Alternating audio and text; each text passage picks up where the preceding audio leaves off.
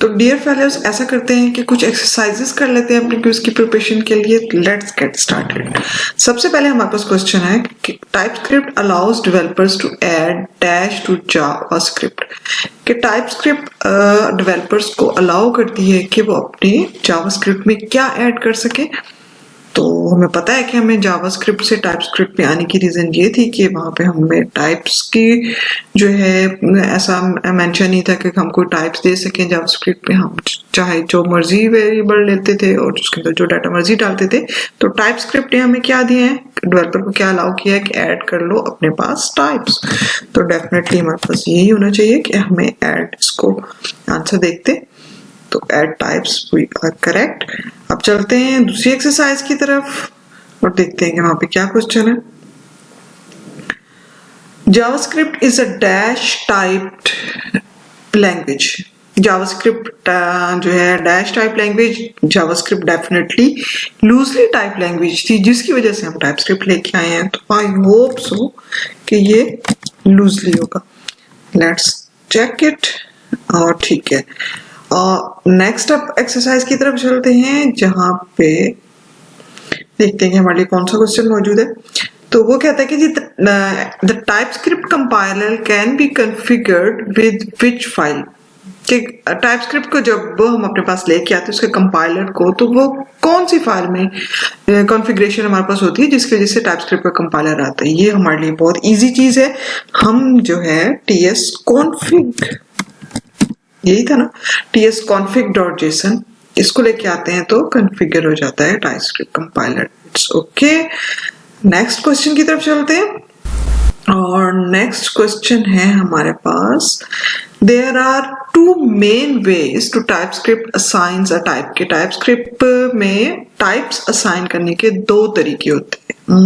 या we know it implicitly या define करते हैं हम, या हम एक्सप्लिसिटली डिफाइन करते हैं। तो हमारे पास मोस्ट प्रोबेबली यही होना चाहिए इसका आंसर कि एक्सप्लिसिट और इम्प्लिसिट। शो करते हैं आंसर को और एक्सप्लिसिट और इम्प्लिसिट। फाइन। उसके बाद नेक्स्ट क्वेश्चन की तरफ चलते हैं। नेक्स्ट क्वेश्चन हमारे पास कौन सा है, यहाँ कह रहा है कि जी create a first name variable string type using implicit type. वो कहता है इम्प्लिसिटली जो है वो, इसका मतलब ये है कि टाइपस्क्रिप्ट खुद से इन्फर करे कि जो हम वेरिएबल बना रहे हैं उसकी टाइप है स्ट्रिंग। तो ठीक है, जब यहाँ पे उसने पास कर दी एक स्ट्रिंग वैल्यू तो वो उसको इन्फर कर लेगा खुद से, हमें देने की जरूरत ही नहीं है। तो वेरिएबल का सिर्फ नाम यहाँ से हम कॉपी करते हैं और यहाँ पे कर देते हैं पेस्ट। इसको आंसर चेक करते हैं और वी आर करेक्ट। उसके बाद अगले क्वेश्चन की तरफ चलते हैं। यहाँ पे वो कहता है कि create a first name variable string type using explicit type. Variable का नाम होगा फर्स्ट नेम, तो वो हमने कॉपी किया होता, इधर पेस्ट कर देते हैं। और वो कहता है कि उसकी टाइप होगी स्ट्रिंग। एक्सप्लिसिटली आपने कहना है ओके, यानी यहाँ पे वो चाह रहे हैं हमारे से कि हम यहाँ पे एक्सप्लिसिटली स्ट्रिंग मेंशन करें। तो आंसर को देखते हैं और ये सही है। आगे चलते हैं नेक्स्ट क्वेश्चन की तरफ। यहाँ पे वो हमें कह रहे हैं कि create an empty my var variable and disable type checking. Okay, यहाँ पे लेट मायवार जो है वेरिएबल हो गया और वो कहता है कि डिसेबल कर दो टाइप चेकिंग, यानी टाइप चेकिंग इसके ऊपर कोई ना हो। तो हम इसको अगर एनी करते हैं टाइप तो उसके ऊपर कोई टाइप चेकिंग नहीं होती, हम इसके अंदर जो वैल्यू मर्जी डाल सकते हैं। Okay, correct. नेक्स्ट क्वेश्चन की तरफ मूव करते हैं, देखते हैं कि वहां पे हमारे से क्या पूछा जा रहा है। कहता है create an empty my var variable and specify it should be an unknown type. कहता है कि इसकी टाइप जो है वो अननोन होनी चाहिए। ठीक है जी, हम अननोन अगर डाल लेते हैं, हमें पता है कि जी अननोन की टाइप होती है टाइपस्क्रिप्ट में, तो हम इसको अननोन डाल देते हैं। आई होप कि ये सही होगा। ठीक है, आगे नेक्स्ट चलते हैं कि यहाँ हमारे पास क्या है,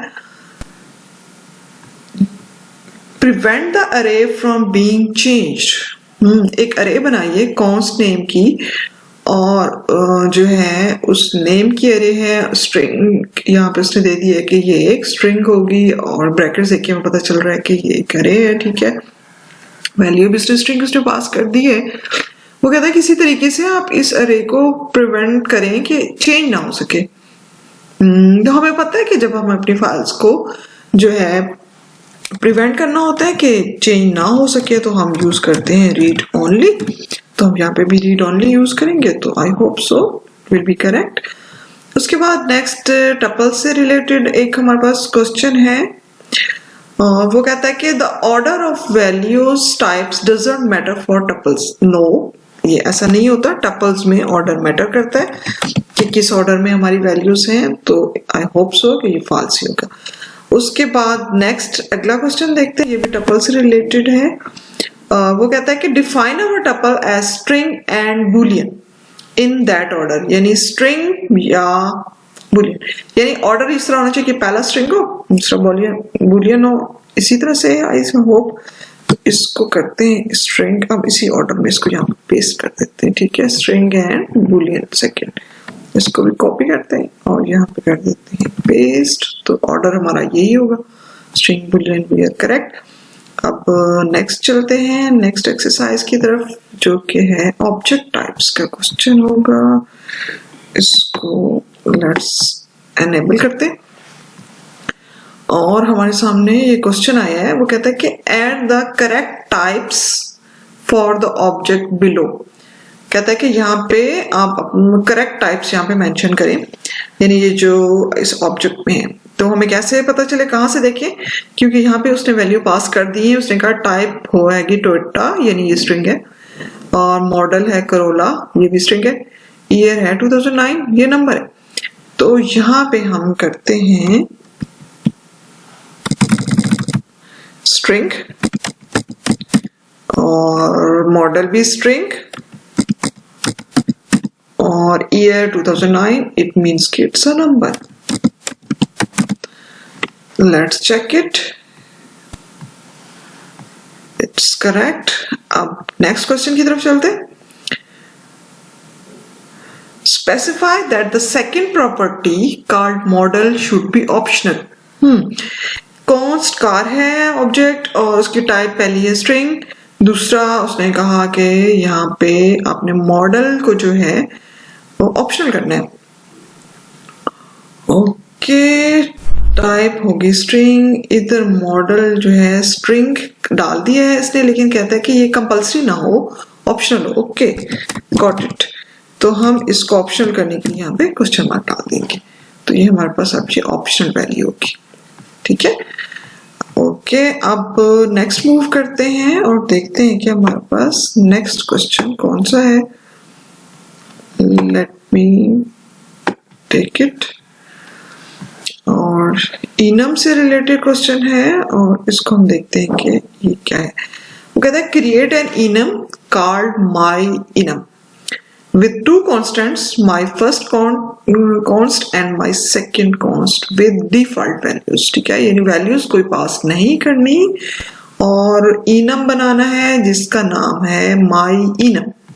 तो हम, ठीक है, इनम इसने लिखा हुआ है इधर, तो हमें पता है कि इनम के कीवर्ड के बाद नाम लिखा जाता है, तो हम यहाँ पे my इनम पास कर देते हैं।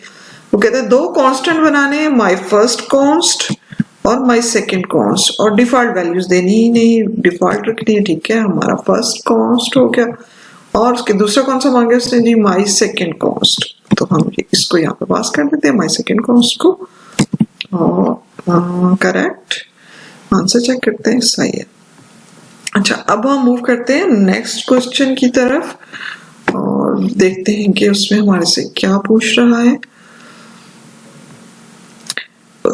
Create an enum called my enum, ठीक है, with two constant, my first const, my second const, ठीक है, जैसे पिछले में था, लेकिन वो कहते हैं with the string values first and second. Okay, उसको डिफॉल्ट रखा था उसने, और यहाँ पे अब वो हमें कह रहे कि आपने जनाब ये फर्स्ट और सेकेंड इसमें पास भी करनी है, ठीक है। हम हमारे इनम का नाम उसने हमें बता दिया कि माई इनम है, तो हम माई इनम रख देते हैं। Two constant my first const है और माई सेकेंड कॉन्स्ट है, ठीक है, हम पास कर देते हैं माई फर्स्ट कॉन्स्ट को और माई सेकेंड कॉन्स्ट को,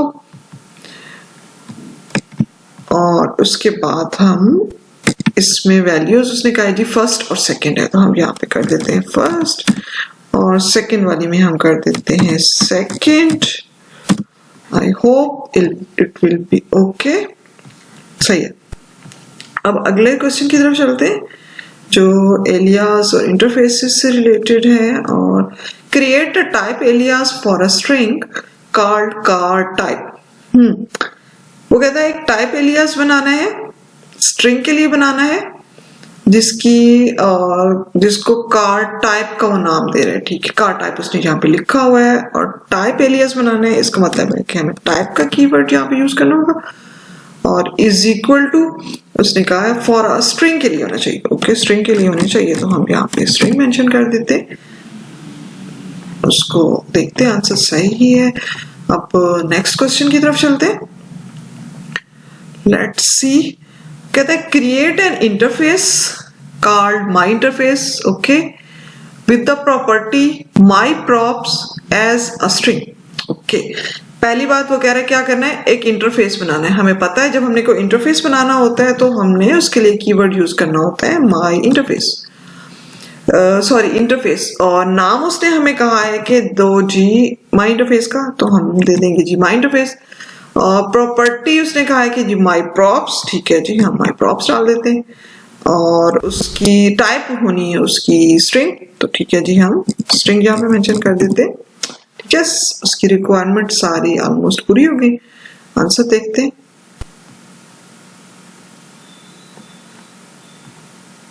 ओके, सही है। अब नेक्स्ट क्वेश्चन की तरफ जाते हैं। Let's check that.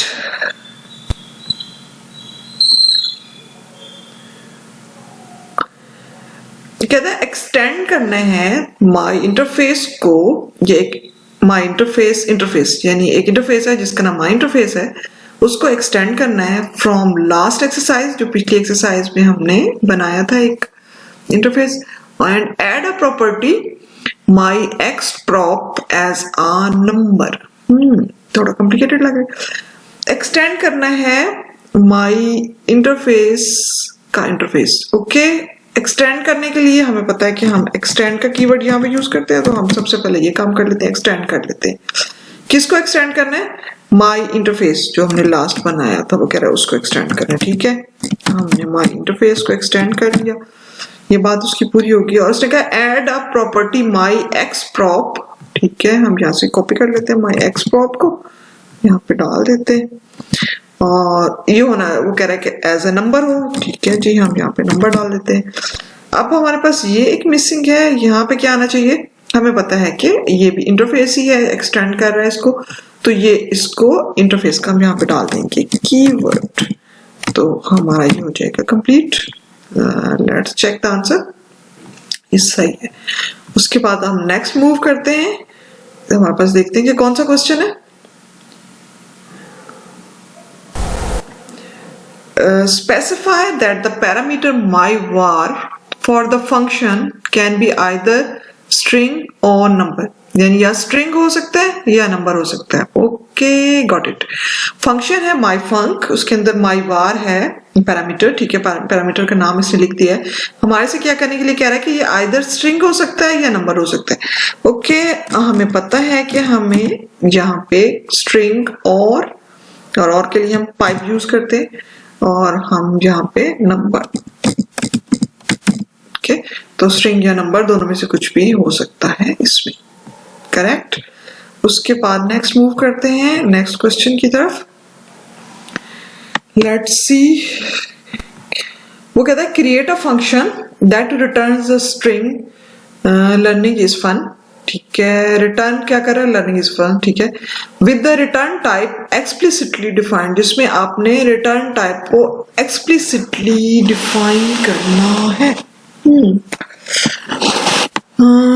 तो फर्स्ट इसने जगह खाली छोड़ी हुई है, उसके बाद माई फंक का नाम दिया हुआ है। ओहो, ठीक है, तो सबसे पहले तो हमें यहाँ पे फंक्शन का कीवर्ड चाहिए होगा। ठीक है, उसके बाद फंक्शन का नाम है, पैरेंथेसिस है, और यहाँ पे रिटर्न टाइप उसकी वो जो हमें कहना चाह रहे हैं कि कौन सी है, एक्सप्लिसिटली रिटर्न टाइप हमने डिफाइन करनी है। और रिटर्न किसको कर रहा है, लर्निंग इज फन, स्ट्रिंग है। ओके, तो लर्निंग इसकी स्ट्रिंग होगी रिटर्न टाइप, और यहाँ पे लर्निंग इज फन को रिटर्न हम करा रहे हैं, तो ठीक है, हम यहाँ पे रिटर्न का कीवर्ड यूज करेंगे। लेट्स चेक, ठीक है। और उसके बाद अब नेक्स्ट क्वेश्चन की तरफ जाते हैं। Let's C, create a function that specifically does not return a value। और इट्स क्वाइट इजी, जब हमें पता है कि जब हमारे फंक्शन से हमने कुछ रिटर्न नहीं कराना होता तो हम उसको void रखते हैं।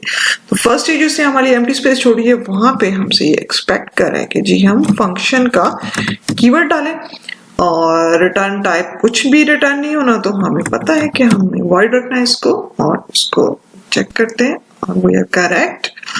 अब चलते हैं नेक्स्ट क्वेश्चन की तरफ। लेट्स सी कि वहां पे हमारे से क्या एक्सपेक्ट किया जा रहा है। Create a function with 2 parameters.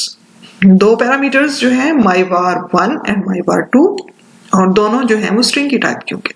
Okay, और रिटर्न में करा रहा है myvar1 प्लस myvar2, यानी कंकैटिनेट करा रहा है इनको। ठीक है, हम इसको कंट्रोल सी करते हैं। पैरामीटर हमने, हमें पता है कि पहला पैरामीटर यहाँ पे पास कर दिया और दूसरा myvar2 है, इसको भी इधर से कॉपी किया और सेकेंड में इसको पास कर दिया, और दैट आर बोथ स्ट्रिंग्स। ठीक है, तो हाँ ठीक है, अगर दोनों स्ट्रिंग है तो हम दोनों में ही स्ट्रिंग पास कर देते हैं कि इनकी रिटर्न इनकी टाइप हमें कौन सी चाहिए होगी, स्ट्रिंग। ठीक है, I hope it will be correct and it's correct. Next question की तरफ मूव करते हैं। Let's see, create a function with 2 parameters myvar1 and myvar2। ठीक है, जैसे पिछले में था, और in that order that are both string. ठीक है, और अगली बात कौन सी है, वो कहता है कि specify that myvar2 should be optional.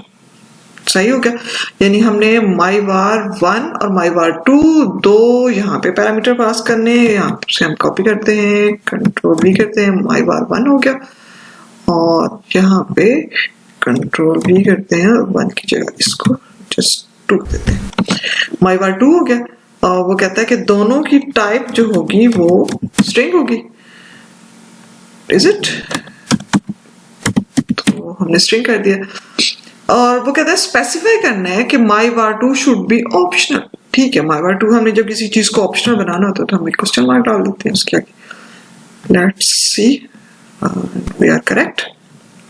Next चलते हैं अगली एक्सरसाइज की तरफ। कहता है cast the unknown variable myvar as a string using the as keyword. Type casting करनी है हमने, एक अननोन वेरिएबल है myvar नाम का वेरिएबल, उसकी टाइप अननोन है, इसके अंदर एक स्ट्रिंग पास की हुई है। वो कहता है कि इसको अपने टाइप कास्ट करना है यूजिंग द एज कीवर्ड, के एज कीवर्ड यूज करते हुए इसकी टाइप कास्टिंग करनी है। तो सबसे पहले तो हमें यहाँ पे पैरेंथेसिस डालेंगे, फिर उसके बाद हमने किसको एज टाइप करना है, myvar को। तो यहाँ पे हम मेंशन करेंगे myvar, और एज के कीवर्ड से यूज करना है। ठीक है, इसको एज स्ट्रिंग यूज करना चाह रहा है, यानी ऊपर से अननोन दिया था और अब एज स्ट्रिंग इसको यूज करना चाह रहा है, तो हमने ये इसको मेंशन कर दिया। Let's check and it's correct. तो मूव करते हैं नेक्स्ट क्वेश्चन की तरफ। वो कहता है create the unknown variable myvar as a string using angle brackets. Last time उसने हमें कहा कि आपने जो है एज का कीवर्ड यूज करना है, यहाँ पे अब वो हमें कह रहा है कि आपने यूज करनी angle brackets.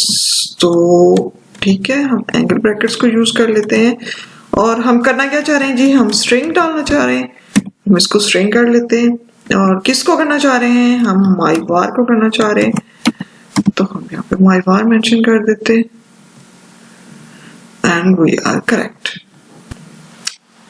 And I think it's finish now.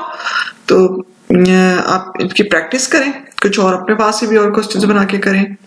Let's get move to the next exercise. इसके ऊपर आप थोड़ा सा काम कर लें और फिर कुछ और क्वेश्चन के साथ कुछ और ट्रिकी क्वेश्चंस में प्रिपेयर करने की कोशिश करती हूँ, और फिर वो हम आपस में शेयर करेंगे। Till that, bye bye.